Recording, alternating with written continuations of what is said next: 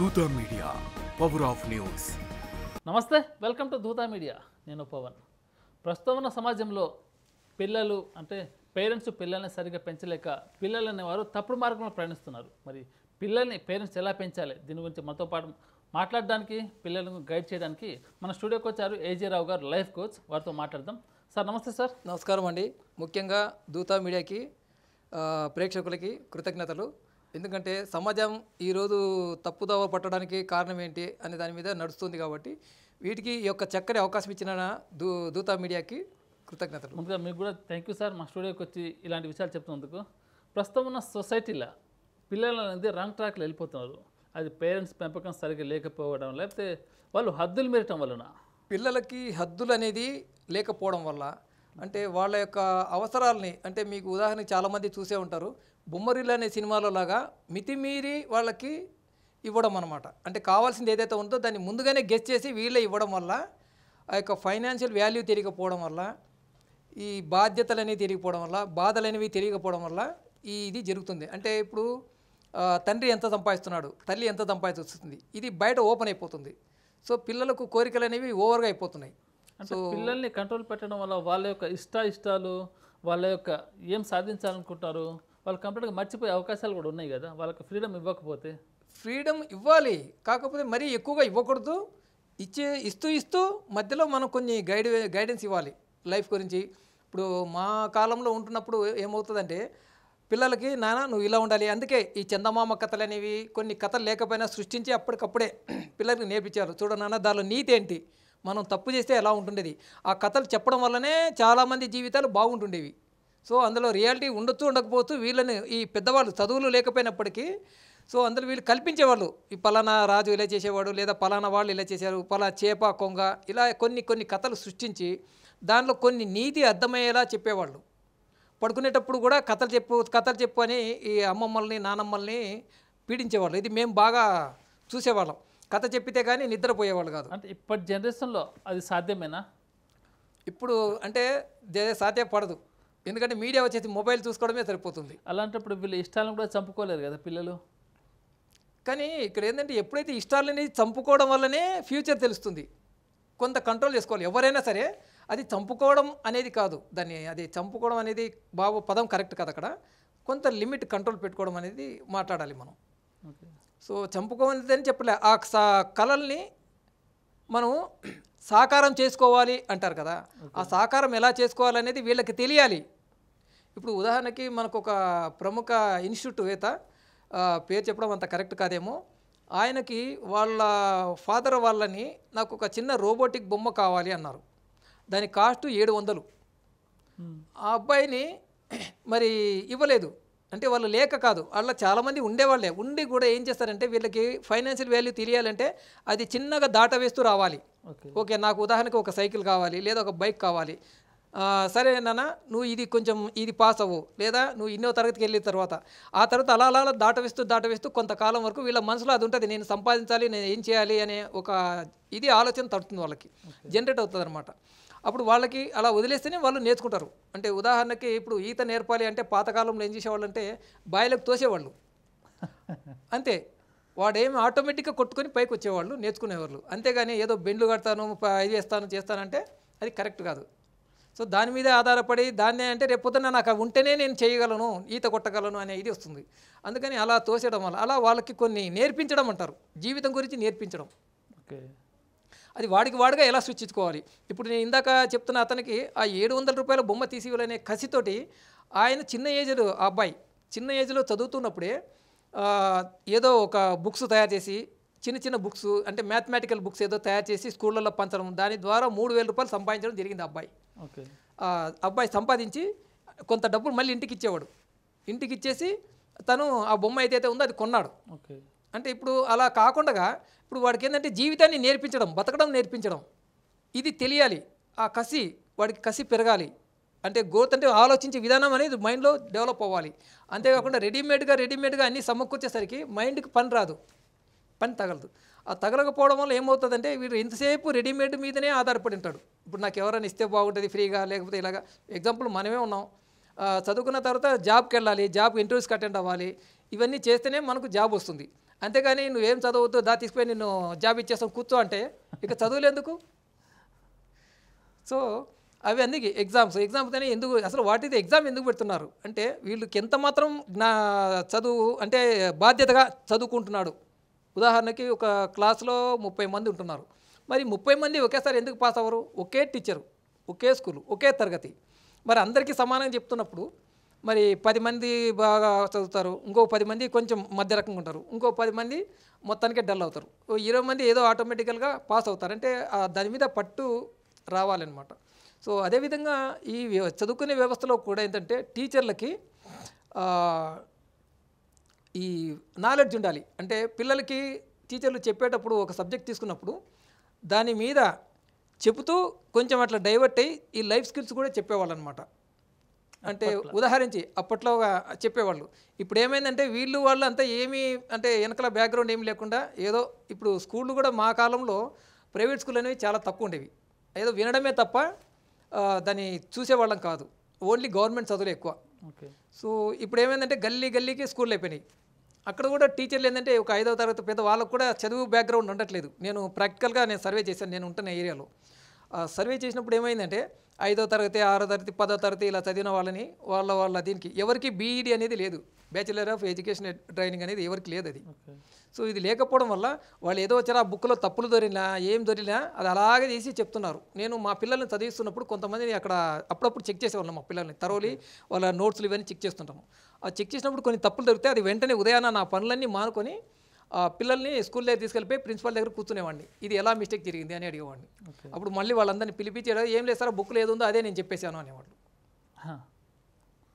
So మా కాలంలో ఏమైందంటే వాళ్ళు అక్కడ తప్పు ఉందని తెలిసి దాన్ని సరిదిద్ది అరే మీరు ఇలా రాసుకోమని చెప్పేవాళ్ళు. ఇప్పుడు వాళ్ళు చెప్పేవాళ్ళు ఎవరు లేరు. ఎందుకంటే విద్యార్హత ప్రమాణాలు అనేవి ఏవీ లేవు. ఏదో అంటే ఒక ఫ్యాషన్ అయిపోయింది ఈజీ మనీ కోసం వీళ్ళు ఇలా చేయడం. అది ఇందాక అనుకున్నట్టుగా మనకు పాత ఎపిసోడ్లో అనుకున్నట్టుగా వీళ్ళకి ఈ ఆడవాళ్ళు ఇంటి దగ్గర ఏదైతే ఉంటారో వాళ్ళకు ఒక పని జాబ్ కావాలి ఒక అనుకో. ఇక్కడ ఏదంటే ఒక 5,000 6,000 ఏదో వచ్చినా నా ఖర్చులకు వచ్చేస్తాయి కదా అనేసి చిప్ టాప్గా ఒక బ్యాగ్ వేసుకొని వచ్చేస్తారు. 5వ 10వ చదువు అంటారు. ఆ చిన్నగా దానికి ఇచ్చేస్తున్నారు. ఇది 100% రియల్గా నేను చెప్తున్నాను. ఇదేదో బ్లేమ్ చేయడం అనేది కాదు. విద్యా వ్యవస్థ అనేది ఈరోజు ఇలా ఉంది. సో వీళ్ళకి ఒకవైపు చదువు లేదు, అదేవిధంగా లైఫ్ స్కిల్స్ పిల్లలకు అందియాలి. తల్లి తండ్రి గురువు దైవం అనేవాళ్ళు. సో మా కాలంలో ఎలా ఉంటుండేది అంటే తప్పు చేస్తే ఇలా ఇక్కడ పెట్టి కొట్టేవాళ్ళు, ఇక్కడ కొట్టేవాళ్ళు, ఇక్కడంతా వాచిపెట్టేటట్టు కొట్టేవాళ్ళు. ఆ కొడుతున్నప్పటికీ ఇది మంటలకి మేము అన్నం కూడా తినేవాళ్ళం కాదు. మా తల్లిదండ్రుల ముందరగా తింటే అది అబ్బా అయ్యో అమ్మ అంటే అది వాళ్ళకి తెలిసిపోతుంది. ఏం చేసావు, ఎందుకైంది, మా టీచర్ కొట్టాడు, ఎందుకు కొట్టాడు, నువ్వు తప్పు చేయకపోతే వాళ్ళు కొట్టేవాళ్ళు కాదు అన్నటువంటి ఒక ఇది ఉంటుండేది. ఇప్పుడు ఏంటంటే మా టీచర్స్ ఇప్పటికి కూడా టచ్లో ఉంటున్నారు. వాళ్ళు అనేవాళ్ళు అన్నమాట. అప్పుడు ఏంటంటే మా పిల్లలు స్కూల్కి రారు, మీరే అటెండెన్స్ చేసుకోండి, ఎగ్జామ్స్ మీరే రాయండి అన్న రేంజ్కి వచ్చేసారు. అంటే అతిగారాభం, పిల్లల్ని అతిగారాభం చేయడం వల్ల వాళ్ళు లైఫ్లో ముందుకు వెళ్ళలేని పరిస్థితి అనమాట. వాళ్ళని వాళ్ళు పోషించుకోవడం కానీ ఇవి జరక్కనే ఇక దీనికోసం అని చెప్పేసి చాలామంది మన వార్తల్లో చూస్తున్నాము. ఈ తల్లిదండ్రుల్ని అంటే ఏదో కొట్టడం, హింసించడం, వాళ్ళ ఆస్తులు రాయించుకోవడం, ఇక రెడీమేడ్గా బతకడం కోసం ఆ లైఫ్ని ఎంజాయ్ చేయాలి. అంటే ఆల్రెడీ ఎంజాయ్ చేసి ఉండి సడన్గా కొంచెం ఆగే పరిస్థితి వచ్చింది అన్నప్పుడు ఆ తల్లిదండ్రుల్ని అదే ఇప్పుడు మేము చూస్తున్నట్టుగా చంపడాలో లేదా కొట్టడాలో బలవంతంగా ఆస్తులు రాయించుకోవడాలు ఇలాంటివి జరుగుతున్నాయి. ఇప్పుడు ఎక్కడ చూసినా అవే జరుగుతున్నాయి. ఇదనమాట. సో పిల్లల్ని అతి ఇష్టంగా పెంచిన ప్రమాదమే, లేకపోతే వాళ్ళ లిమిట్స్ని కంట్రోల్ చేసిన ప్రమాదమే అంటారు? లిమిట్ చేయడం వల్ల ప్రమాదం అనేది కాదు. వాళ్ళకి ఏంటంటే ఒక ఆలోచించే విధానం అనేది తెలుస్తుంది. అది లిమిట్స్ అనేది దాన్ని లేకపోతే ఇందాక అనుకున్నట్టుగా మనకు ప్రతి ఒక్క దీనికి కంట్రోల్స్ ఉంటాయి. ఇప్పుడు లైట్ ఉంది, దానికి ఆఫ్ చేయాలి, డిమ్ చేసుకోవాలి అంటే దానికి కంట్రోల్ ఉన్నట్టే కదా, అది కంట్రోలే కదా. సో వాహనానికి ఎలా ఉంటుంది అట్లా ప్రతి ఒక్క దానికి కంట్రోల్ అనేది ఉండాల్సిందే. అంటే పోటీ ప్రపంచంలో కంట్రోల్ చేయడం వల్ల అతను అక్కడే మిగిలిపోయే అవకాశం ఉంది కదా. ముందు ప్రపంచాన్ని ఎలా చూడగలుగుతాడు? కంట్రోల్ మనం చేసినప్పుడు ముందు ప్రపంచాన్ని అంటే దాన్ని చూసుకునే వాళ్ళే అలవాటు చేసుకోవాలి. నేను ముందుకు వెళ్ళాలంటే నేనేం చేయాలి, సో అది తెలియాలి అంటే వీరికి ఆలోచించే శక్తిని మనము ఇవ్వాలి. పిల్లలకి కష్టపడే తత్వం కానీ వాళ్ళకి ఆలోచించే శక్తిని కానీ మనం ఇవ్వాలి. అవేర్నెస్గా ఆలోచించే శక్తి ఇవ్వాలంటే వాళ్ళకి ఫ్రీడమ్ ఇవ్వాల్సిందే కదా. ఖచ్చితంగా ఫ్రీడమ్ ఇవ్వాలి. ఏది ఆ చదువుకునే విధానంలో కానీ లేదు. ఇప్పుడు ఉదాహరణకి సైన్స్ ఫేర్స్ ఉన్నాయి. అంటే నేను ఒక వస్తువు తయారు చేయాలి, ఇది చేస్తే బాగుంటుంది. మేము కూడా నేను చేసిన వాడినే. నేను 1990లో చదివేటప్పుడు మా క్లాస్ టీచరు ఒక ఆర్టికల్ తయారు చేయాలి చెప్పేసి నాకంటే సీనియర్ బ్యాచ్కి ఇచ్చింది. అతను అరకొరగా చేసి అలా వదిలేసాడు అనమాట. సో దానికంటే ముందు నేను ఒక ఆర్టికల్ అంటే నేను కూడా కొన్ని కారణాల వల్ల ఒక బ్యాక్ బెంచ్ బాయ్ లాగా ఉండేవాడిని.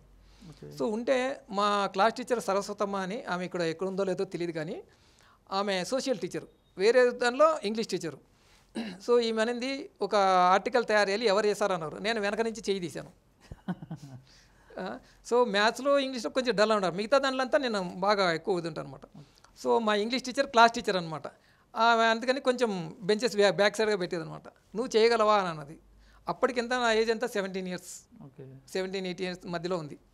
సో అప్పటికి నేను చేసి ప్రూవ్ చేశాను అనమాట. దీనికంటే ముందు మా క్లాస్ టీచర్ ఏం చేసిందంటే వేరే వాళ్ళకి ఒక అబ్బాయి శంకర అనే అబ్బాయికి అప్పచెప్పిందనమాట. అప్పచెప్తే ఆ అబ్బాయి అది వేరే ఆర్టికల్ ఒక ఇండియా మ్యాప్లా పెట్టేసి దాంట్లో ఒక సబ్జెక్ట్ చెప్పడానికి నాకు ఈజీగా ఉండాలని ఆమె కూడా ఒక ఆర్టికల్ తయారు చేయాలని ట్రై చేసింది. అది చేయకపోయేసరికి మళ్ళీ ఇది కూడా నాకు ఎవరు మన స్కూల్లో అలా ఉన్నారు. మాది హిందూపురం ఊర్లో, నేను 10th class Netaji municipal school అనమాట. సో అక్కడ చదువుతున్నప్పుడు నాకు ఇలాంటి జరిగిందనమాట. సో అప్పుడు మీకు ఫ్రీడమ్ ఇవ్వడం వల్ల ఇది చేశారు. ఇప్పుడు పిల్లలకు ఫ్రీడమ్ ఇవ్వకపోతే ఫ్రీడమ్ అంటే ఒక ఎగ్జాంపుల్ చూసుకుందాం మనం. ఒక క్లాస్ రూమ్ ఉంటుంది, క్లాస్ రూమ్లో ఫస్ట్ ర్యాంక్ ఒకటే ఉంటుంది. ఒక పిల్లగాడు ఫస్ట్ ర్యాంక్ ఉంటాడు, సెకండ్ ర్యాంక్ కూడా ఫస్ట్ ర్యాంక్ వెళ్ళాలంటే అతను కాంపిటేటివ్గా వెళ్ళాలి కదా. అవును, ఆ కాంపిటేటివ్గా వెళ్ళకపోతే అతను ముందుకు వెళ్తాడు, తర్వాత ప్రపంచాన్ని ఎలా చూడగలుగుతాడు. కాంపిటేటివ్ అంటే కసి పెరగాలి. అంటే వాళ్ళకి ఆ రేంజ్ వచ్చిందంటే నేనేం చేయాలి, నేను ఎలా చదవాలి అనేది వీళ్ళు ఇంకా దాని మీద కసి పెంచుకోవాలి. అంటే మంచి వైపునే వీళ్ళు ఆలోచించి దాని వైపున నేను ఫస్ట్ మార్క్స్ రావాలంటే నేనేం చేయాలి అన్నది ఆలోచించాలి. ఆలోచించుకునే విధానం వేరు. అంతేగాని చెడు మార్గాల్లో దాన్ని పోవడం అని దాన్ని గొప్పతనంగా భావించడం కానీ లేదా దాన్ని అభివృద్ధి కిందకి తీసుకోకూడదు. అభివృద్ధి అంటే నేను ఇంకా మంచిగా మార్కులు ఏం చేయాలి, నేను ఇంకా ఏం చదివితే ఇంకా నాకు రేపు పొద్దున ఏ కోర్సు తీసుకుంటే నాకు ఈ మార్క్స్ యాడ్ అయితే ఆ కోర్సు నాకు ఎలిజిబుల్ అవుతుంది. అంటే ఇలాంటి కేసెస్ మీ దగ్గర వచ్చినాయా? పేరెంట్స్ మాట వినని పిల్లలు తప్పుడు దారిలో ప్రయాణించుతారు, లేకపోతే ఇక వేరే వర్షన్లోకి వెళ్ళిపోతారు, అలాంటి కేసు ఏమైనా సాల్వ్ చేశారా? అదే సాల్వ్ అంటే మ్యాక్సిమం సుమారుగా కొంతమంది నేను చేయగలుగుతున్నాను, మ్యాక్సిమం చెప్పగలుగుతున్నాను. నా పిల్లల్ని తల్లిదండ్రులు కూర్చోబెట్టి మీరేం చేస్తున్నారు అన్ని పారామీటర్స్ అది 5-10 నిమిషాలు అయ్యేది కాదు, 1 గంట 2 గంటలు టైం పడుతుంది వీళ్ళందరినీ లైన్లో తీసుకు. ఎందుకంటే ఎన్నో సంవత్సరాలుగా చెడిపోయి ఉన్న ఇది ఇప్పుడు నిమిషంలో తీయాలంటే కాదు, మన పెన్ డ్రైవ్లో క్లీన్ చేసినట్టుగా అంత ఈజీ కాదు అది. కాబట్టి వాళ్ళు చాలా నిదానంగా దించుకొని రావాలన్నమాట, స్టెప్ బై స్టెప్ తీసుకొని రావాలి. అది చెప్తున్నాం కదా, వాళ్ళకి ఫ్రీడము ఏ వేలో ఇవ్వాలో ఆ వేలోనే ఇవ్వాలి, అన్ని వేస్లో కాదు. అందుకని వీళ్ళకి నిమిషానికి ఒకసారి ఇప్పుడు మనం ఎగ్జాంపుల్ మనము బండి నడుపుతున్నాం, నేను బాలనగర్ నుంచి రావాలంటే ఒకటే రోడ్డు మీద డైరెక్ట్ రాలేను, ఎవ్వరూ రాలేరు. అక్కడ సడన్గా మనిషి అడ్డం వస్తాడు, ఆపాలి, బండి అడ్డం వస్తుంది ఆపాలి, మళ్ళీ రైడ్ చేసుకోవాలి. సో ఇలాగా ఏదో ఒక జంతువు ఏదో అడ్డం వచ్చింది, సో ఆపాలి. ఈ కంట్రోల్స్ అది ఆగాలి, ముందుకు పోవాలి, ఇవన్నీ చేసుకుంటూ పోవాలి. అంటే ఏక రోడ్డుగా మన స్టూడియోకి మన బాలనగర్కి ఉండాలంటే ఉండదు కదా. సో అలాగా ఈ కంట్రోల్ అనేది ఉండాలన్నమాట. ఓకే, సో పిల్లలు ఖచ్చితంగా మారుతారంటారు, కానీ దీనికి మెయిన్ పెద్దల పాత్ర ఎక్కువ ఉంది. ఉమ్మడి కుటుంబం అంటారు, వాళ్ళ పాత్ర. ఉమ్మడి కుటుంబం గత రోజుల్లో సాధ్యం, బిఫోర్ 19. ఇప్పుడు కనీసం కాదు కదా, ఇప్పుడు కనీసం తల్లిదండ్రులైనా దగ్గర ఉంటే వీళ్ళకి ఎంతో అనుభవం ఉంటుంది కాబట్టి, అమ్మలు నానమ్మలు ఎట్లా కాదు, ఈ తల్లిదండ్రులనైనా దగ్గర ఉండనిస్తే వీళ్ళు డ్యూటీకి వెళ్ళి వచ్చినా కూడా వీళ్ళు ఏంటంటే ఆ తల్లిదండ్రులకి ఏదో లక్షల రూపాయలు ఖర్చు, వాళ్ళకి ఇంత అన్నం పెడితే చాలు, దానికి 100 రెట్లు అంటే ఉపయోగాలు ఉంటాయి అన్నమాట. అంటే ఈక్వల్ టు పాతకాలంలో ఇప్పుడు ఏదో నిఘా కెమెరాలు ఉన్నాయి, కానీ కెమెరాలు ఉంటే ఏం చేస్తాయి చెప్పండి, అక్కడ జరగరాని ఘోరాలన్నీ జరిగిపోతాయి, అవి చూస్తుంటాయి, రికార్డ్ చేస్తుంటాయి. అదే పాతకాలంలో ఈ ఇప్పుడున్న మీడియా వ్యవస్థ కంటే, అంటే కెమెరాలు అంటారు కదా, సీసీ కెమెరాలు, కానీ అప్పుడు ఒక ముసలి వాళ్ళు ఉన్నారనుకోండి కర్ర పట్టుకుంటూ, ఆ ఏరియాలో ఒక కొత్త మనిషి సంచరించాడు అంటే నువ్వు ఎవరు, ఎక్కడోడి, ఎందుకు వచ్చావు, మొత్తం ఇది జరిగేవాళ్ళు. అవసరమై ఏదైనా అక్కడ దాడి జరిగితే వీళ్ళు కొట్టడానికైనా సిద్ధపడేవాళ్ళు. సో ఒక ప్రయత్నం అనేది జరిగేది. ఇప్పుడు ఏ ప్రయత్నాలు లేవు, ఎంతసేపు ఎలాంటివి జరుగుతున్నా మొబైల్ పట్టుకొని చూస్తున్నారే తప్ప ఒక మానవతా భావాలు అనేవి కూడా లేకుండా పోయాయి అనమాట. అంటే మనిషి అంటే ఏంటి, మానవత్వం అంటే ఏంటి, ఇదంతా కూడా మంట కలిసిపోయింది. ఇప్పుడు ఏది షూటింగ్ చేయడం అక్కడ ఘోరం జరిగిపోతాం, వీళ్ళు మంచిగా అదేదో రికార్డ్ చేస్తారు, దీన్ని తీసుకుపోయి ఏదో ప్రసార మాధ్యమాల్లో పెడితే నాకు ఏదో పెద్ద గొప్ప జరిగిపోతుంది అనుకుంటున్నారు. అది తప్పు, కరెక్ట్ కాదు. వీళ్ళు దాన్ని అడ్డుకోవడం అనేది చేయాలి. ఆ కాలంలో ప్రతి చిన్న గొడవ, ఈ గొడవ నుంచి అవతలకి ఏదో సౌండ్ గట్టిగా వినపడుతుంది అంటే అందరూ ఏకమయ్యి దాన్ని సమస్యని పరిష్కరించేవాళ్ళు. ఇప్పుడు ఎంత పెద్ద గొడవలు జరిగినా నీకు నాకు సంబంధం లేదు, బయట ఏదో డే టైంలో మాట్లాడుకుంటారు, కానీ గొడవలు జరిగితే ఎవరు ఇన్వాల్వ్ అవ్వట్లేదు. అప్పుడు పెద్దలు అనేవాళ్ళు లేదా పక్క ఇరుగు పొరుగుని, ఇప్పుడు ఎవరు ఏది రావట్లేదు, పోతే ఇక్కడ ఏది అవుతుందో మనకెందుకులే అనేసి ఉండకపోవడం. అప్పుడు మనకేంటంటే కోర్టులు, పోలీస్ స్టేషన్లు ఇవన్నీ వెళ్ళేవాళ్ళు కాదు, అక్కడికక్కడే పరిష్కారం అయ్యాయి పెద్దలు అని పెట్టి ఆ లెవెల్లోనే అయిపోతుంది. ఇప్పుడు కూడా కొన్ని అక్కడక్కడ మచ్చుకు కొన్ని చోట్ల వింటున్నాం మనము. ఓకే. ఇలాంటి ఊర్లు ఉన్నాయి, అక్కడ పోలీస్ స్టేషన్ కూడా లేవు అన్నట్టుగా మనం వింటున్నాం అనమాట. సో చూశారు కదండి, ఇది ఇవాళ మన లైఫ్ కోచ్ ఏజే రావు గారితో ఇంటర్వ్యూ. మరో ఎపిసోడ్ తోటి మీ ముందుకు ఉంటాను. అంతవరకు చూస్తూనే ఉన్న ధూతా మీడియా. లైక్ చేయండి, షేర్ చేయండి, కామెంట్ చేయండి. అలాగే ఈ వీడియో కనుక మీకు నచ్చితే నలుగురికి చూపెట్టండి.